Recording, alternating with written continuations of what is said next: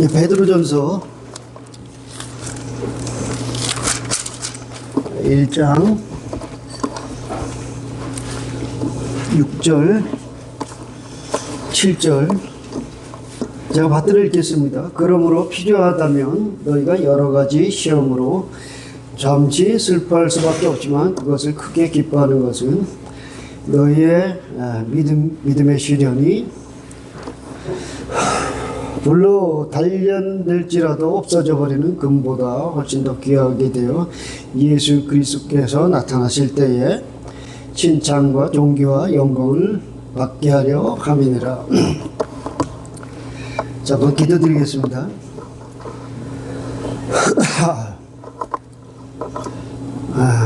여러분도 순종하는 마음으로 이 자리에 섰습니다. 이 말씀 가운데 함께 해주시고 또 위로받을 분들이 있다면 위로받게 해주시고 또 용기를 낼 분들이 필요하다면 용기를 낼 수 있는 그런 귀한 시간으로 인도해 주십시오. 주님이 원하시는 것들을 저에게 늘 일깨워 주시고 가르쳐 주시기를 간절히 원합니다. 이 시간을 주님께 의탁드립니다. 예수님의 이름으로 기도드립니다.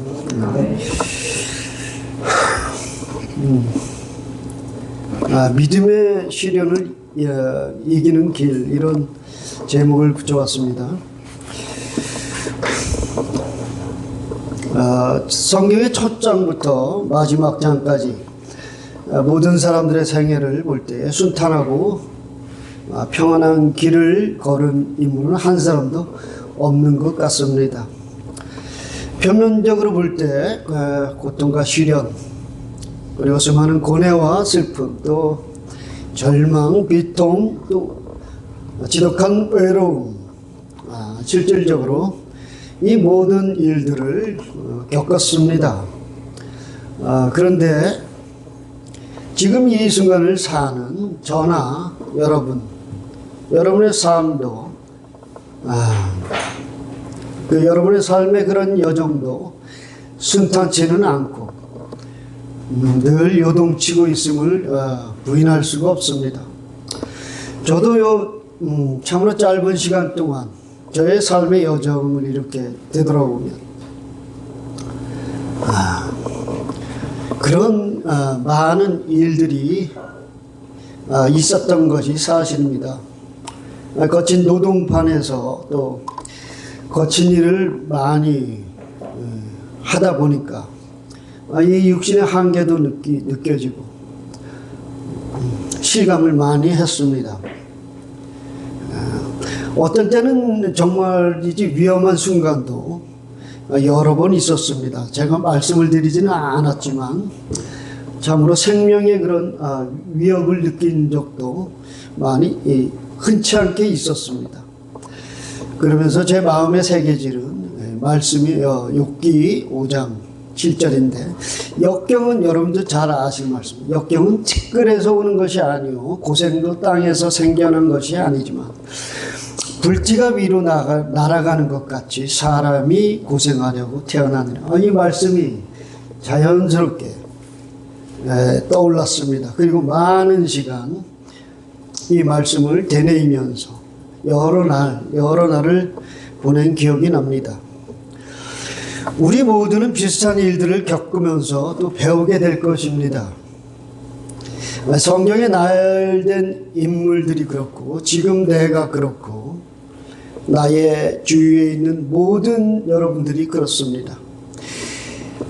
인생을 사는 자체가 배움의 터전입니다. 하나님께서는 늘 무언가를 나에게 일깨우고 배움을 주시려고 수많은 일들을 겪게 하십니다. 그래서 특별히 깊은 좌절과 슬픔, 또 육체적인 고통. 그런데 그런 어려움들 속에서 어떤 사람은 배우고 어떤 사람은 배우지 못합니다. 고난은 우리를 생각하게 합니다. 또 어려움에 직면했을 때 우리는 심사숙고합니다. 고뇌합니다. 또는 무언가 내가 원하는 대로 어떤 일이 되지 않을 때 우리는 나를 돌아보게 됩니다. 또 유심히 나를 돌아보고 있을 때 그 원인이 또 그 실체의 주인이 다름 아닌 나였다는 사실을 알게 됩니다. 모든 일의 시작은 나에게서 시작됐고 나의 부족이었습니다. 하나님을 의식하지 않고 신뢰하지 않고 걸어가는 인생의 길은 다 그 사람 자신이 저질러 놓은 그런 일들입니다. 모두가 다 그 사람 자신의 책임입니다. 우리는 곧잘 성경을 통해서 마귀에게 그 탓을 돌리고 마귀에게 그 책임을 전가하는 일도 있습니다. 그러나 핵심은 그 사람 자신에게 있었습니다. 여러분 지금 여러분이 고난이라는 난관에 부딪혀 있으십니까? 주님께 배우는 좋은 기회임을 잊지 마시길 바랍니다. 성경에서 고난이 없이 주님께 배웠던 사람이 있었습니까? 성령님께서는 우리를 친히 가르치시는데 가장 많이 사용하시는 것이 주변 사람들을 통해서 저는 가르치신다고 이렇게 생각을 듭니다. 물론 성경의 말씀 그대로, 기록된 말씀 그대로에 아멘할 수 있습니다. 얼마든지 그렇게 성경에 동의할 수 있습니다. 그러나 실제적이고 실전에 있는 것은 바로 옆에 있는 나의 동료나 나의 가족들, 또 내가 담당하고 있는 일터에서 우리는 더 많은 것을 배울 수 있습니다. 저는 용서에 대한 것을 제 자신이 용서하지 못한다는 그런 사실을 제가 같은 일터에서 있었던 옛날에 팀장한테 그것을 배웠습니다. 나를 늘 못살게 굴고 때로는 모욕을 주고 또 멸시를 하고 또 거친 일들을 시킬 때 그럴 때 나는 그 사람을 미워했습니다. 그런데 지금 그것은 좋은 배움의 기회였습니다. 내가 누군가를 용서하지도 못하고 있는 그런 사람이구나. 지금 생각할 때마다 이제 그 사람을 위해서 기도를 합니다. 생각을. 그러나 저는 큰 걸 배웠습니다. 내가 용서한다고 하지만 그렇지 못한 상태에 있었구나. 저는 저의 교만함을 저의 고향 친구에게서 배웠습니다. 물론 그 친구는 그리스도인이 아닙니다. 지금도 좋은 관계로 잘 지내고 있는 친구입니다. 그러나 저는 그 친구를 어떤 때는 무시를 한 적이 있었습니다. 어처구니 없는 일이었습니다. 그리스도인이 된 이후에 많은 시간이 흘렀습니다. 그런데 지금도 진정한 용서와 겸손과 진정한 인내가 무엇인지 제대로 알고 있는지 저 자신에게 묻습니다. 본문에서 여러 가지 시험으로 잠시 슬퍼할 수밖에 없지만 우리는 우리 앞에 닥친 당장의 어려움들이라는 그 어려움들에 당황할 수밖에 없고 슬퍼할 수밖에 없는 그런 연약한 존재임을 부인할 수가 없습니다. 그러나 그 순간순간을 생각하며 성령님의 가르침을 구한다면 우리는 이 모든 순간들이 우리에게 큰 유익이 될 것입니다. 조금씩 우리는 단단해져 간다는 것을 알게 될 것입니다. 내 안에 선한 것이 무엇이고 의로운 것이 무엇이고 그런 것이 어떤 것인지 하나하나 실제적으로 인지하면서 확신할 때 그것은 우리들의 것, 나 자신의 것이 됩니다. 마태복음 12장 35절에 선한 사람은 마음에 쌓은 선한 보화에서 선한 것을 내고 악한 사람은 악한 사람은 악한 보화에서 악한 것들을 내느니라. 이 죄악된 세상에서 여러분이 풍요로움을 쫓고 바라고 있다면 그 가운데서는 별 것이 적을 것입니다. 가난함과 궁핍함, 그것을 더 풍요함보다 더 소중히 여기시길 저는 바랍니다. 저는 이 나라가 너무나 풍요로워진 것으로 인해서 마음은 궁핍해지고 병들어간다는 걸 저는 확신합니다.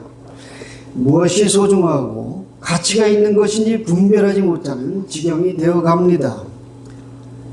돈을 사랑하는 것은 그리스도인이 망하는 길입니다. 대단한 착각을 하고 있습니다.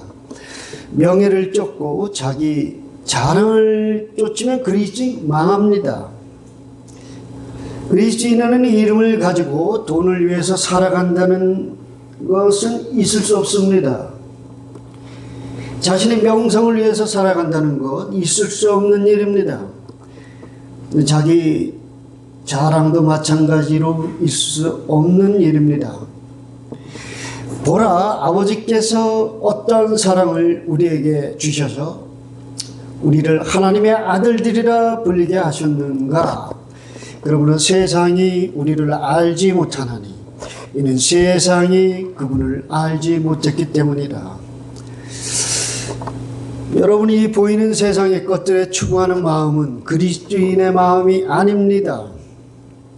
여러분 주변에서 죽음의 소식을 듣습니다. 저는 나의 죽음을 한 번 더 되새기고 주 예수님의 부활의 능력의 위대함을 또 그분께 소망을 더 확고히 하는 기회입니다. 또 들려옵니다. 또 누군가가 죽었다는 소식을 또 듣습니다. 그 순간에 또 그렇게 저는 생각합니다. 또 한번 예수님의 부활의 위대함과 또 소망을 되새기십시오.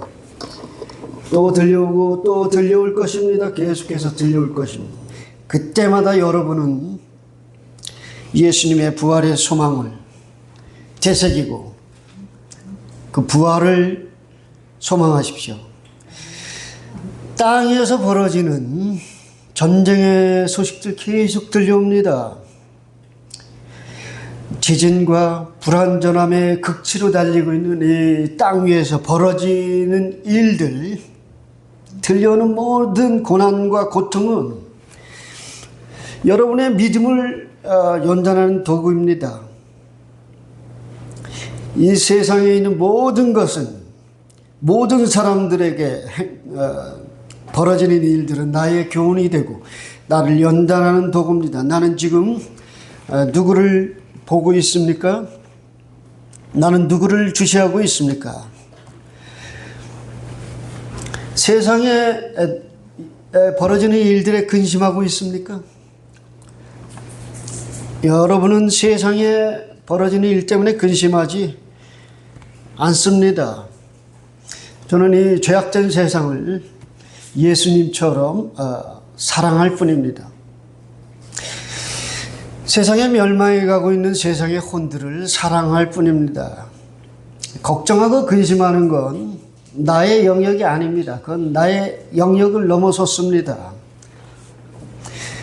우리는 죄인들을 그냥 사랑할 뿐, 그 이상도 그 이하도 없습니다. 너희는 마음에 근심하지 말라. 너희가 하나님을 믿으니 또한 나를 믿으라. 우리는 기독교인이라고 세상이 만든 하나의 종교가 돼서는 안 됩니다. 내가 아는 한 그들은 예수님을 똑바로 보고 있지 않습니다. 이사야서 45장 22절에 땅 끝들에 있는 모든 자들아 나를 쳐다보고 구원을 받으라. 이는 내가 하나님이요 다른 이가 없음이라. 예수님의 고난의 거룩한 희생을 여러분 자신의 것으로 일치시키지 못하는 것이 기독교인들입니다. 예수님의 눈을 피하지 마십시오. 그분의 눈과 여러분의 눈이 마주쳐야 고통만 합니다. 그분의 고통은 나의 고통이 되어야 하고 그분의 슬픔은 나의 슬픔입니다. 아픔도 나의 아픔이고 그분의 고통은 나의 고통입니다. 세상에 성경에 기록된 말씀들이 나의 것이 되기 위해서는 예수님의 이 모든 말씀에 대해서 아멘할 수 있으려면 저는 이 고난의 단계를 피해서는 안 된다고 확신합니다. 예수님을 믿는다는 것, 그분과 똑바로 눈을 마주친다는 것, 그분의 십자가 위에 달리신 그분의 눈빛을 피하지 않는다는 것, 그분을 쳐다본다는 것, 무슨 뜻인지 여러분 이해하시기를 저는 바랍니다. 예수님의 고난의 삶에 주시하신다면 나에게 주어지는 고난을 넘어설 힘이 생길 것입니다. 그분을 쳐다보면 나에게 있는 고난이라는 말 자체가 무색해질 것입니다. 예수님의 죽음 안에 모든 것이 들어있지 않습니까? 우리는 예수님의 죽음 앞에서 그 어떤 위선자도, 그 어떤 야비한 자도, 간사한 자도, 거짓말쟁이도, 그 어떠한 거칠에도 무색해지게 하는 진실된 사랑이 십자가에 있습니다. 그 무엇으로도 표현할 수 없고 형용할 수 없는 위대함이 십자가에 있지 않습니까? 우리는 예수님을 똑바로 보고 있지 않다는 것을 감지해야 합니다. 이 세상에서 행해지는 모든 진리 비슷한 것, 사람들의 입에서 오르내리는 수많은 이야기, 귀에 솔깃한 언변이나 유행에 따라 바뀌는 사람들의 말들, 모든 것이 하찮은 것들로 만들어버리는 것이 십자가입니다.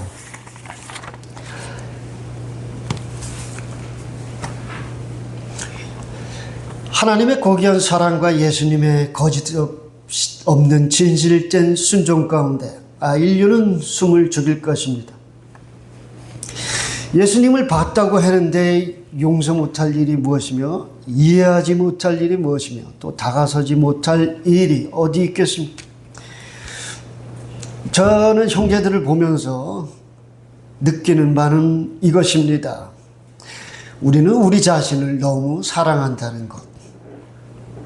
우리는 솔직히 나를 너무 사랑합니다.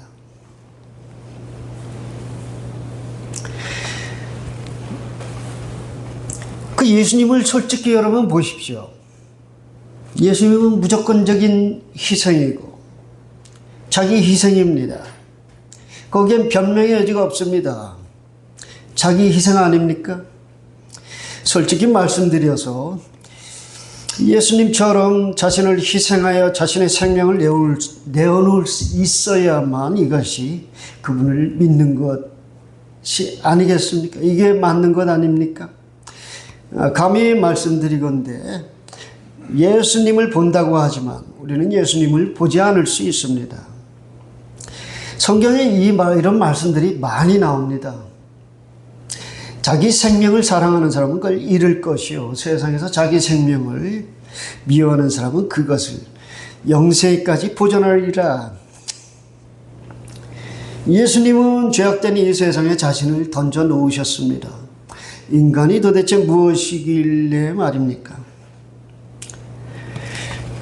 세상 사람들 관계에서 미움이나 증오, 다툼, 분쟁, 고성이 오가고 자기 자랑이나 하고 이런 악한 것들이 교회 안에서 여전히 우리를 분열시키는 요소로 자리하고 있습니다.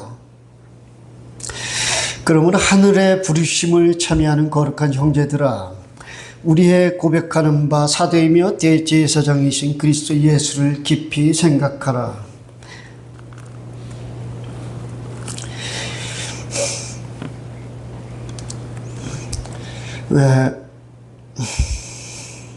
나 자신을 믿음 위에 세우고 교회를 세우고 형제들을 세우는 이 일은 예수 그리스도를 향한 믿음, 이것만으로 가능해집니다.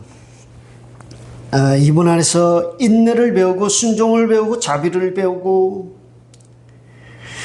또 이분께 간구할 때 우리는 힘을 주십니다.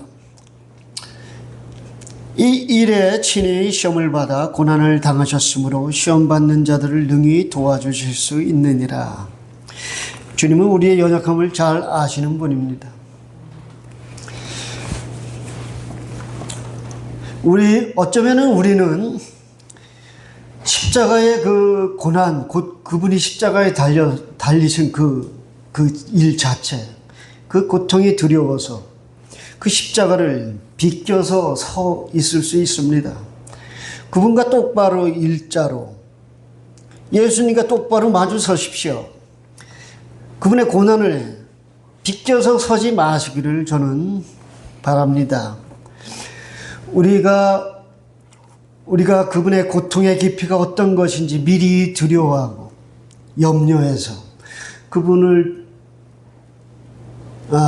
두려워서 도망치려고 하지 마십시오. 12 제자가 모두 예수님이 잡히시는 날 밤 모두 예수님 곁을 떠나서 달아난 걸 여러분 아십니다. 우리는 우리 자신을 너무 사랑하기 때문에 언제나 처음에 가졌던 그 본질적이고 근본적인 것에서 벗어나려고 애를 씁니다. 분명히 말씀드릴 수 있습니다. 예수님의 죽음은 아주 단순하고 명료합니다. 희생입니다. 진실로 내가 너에게 말하노니 내 말을 듣고 나를 보내신 분을 믿는 자는 영생을 얻고 정죄에 이르지 아니할 것이며 사망에서 생명으로 옮겨졌느니라. 우리가 용서받고 생명을 얻었습니다. 용서를 받았는데 용서할 수가 없다. 이기적입니다. 자신은 모르지만 이기적입니다. 예수님을 닮지 않았습니다. 자비를 얻었는데 자비를 베풀 수 없다. 이기적입니다. 이기적인 걸 떠나서 그는 예수님을 똑바로 보고 있지 않을 수 있습니다. 우리는 우리 자신이 얼마나 큰 모순 가운데 우리 자신을 보고 있는지 살피기를 바랍니다.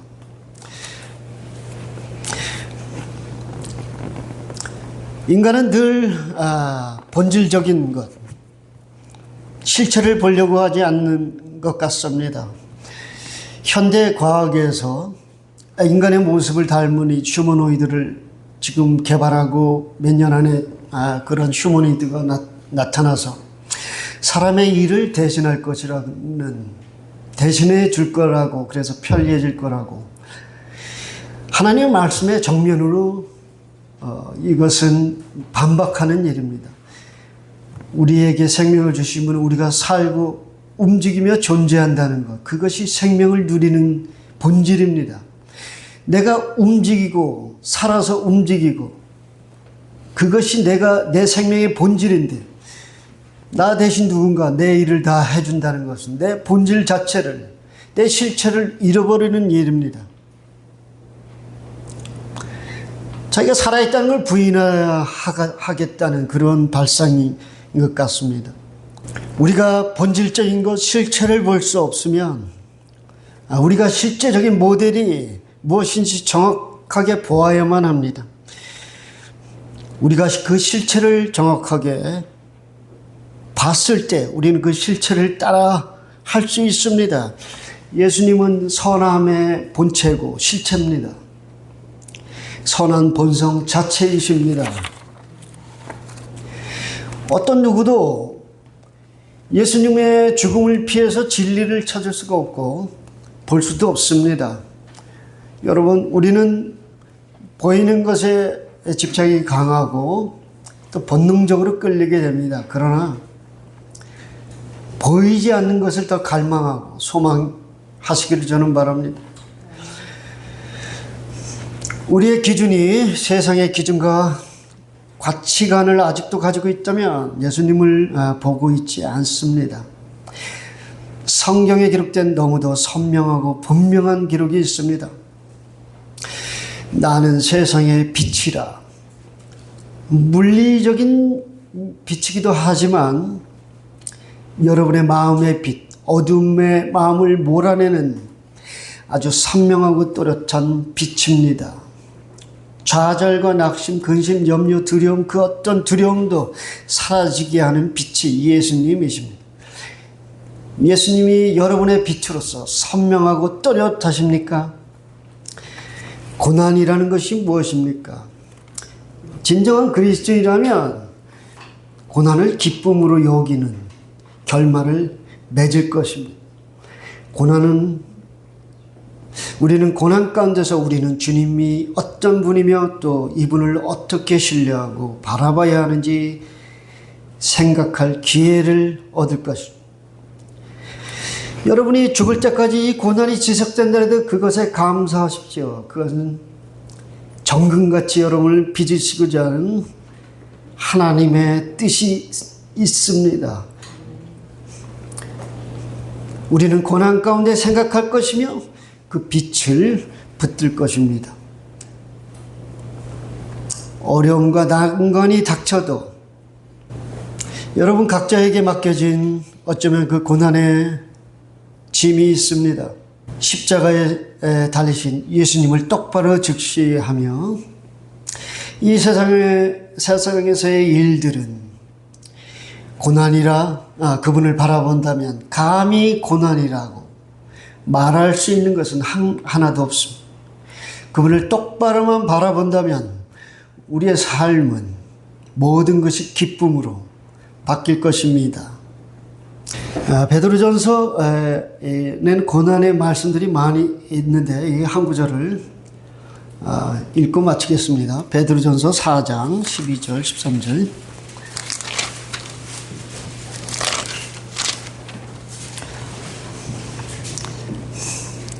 사랑하는 자들아, 너희를 연단시키는 불같은 시련에 관하여 너희에게 어떤 일이 일어나는 것처럼 이상히 여기지 말고 도리어 그리스도의 고난에 참여하는 자들이 되는 것이니 즐거워하라. 이는 그의 영광이 나타날 때에 너희도 큰 기쁨으로 즐거워하게 하려 함이니라. 마치겠습니다.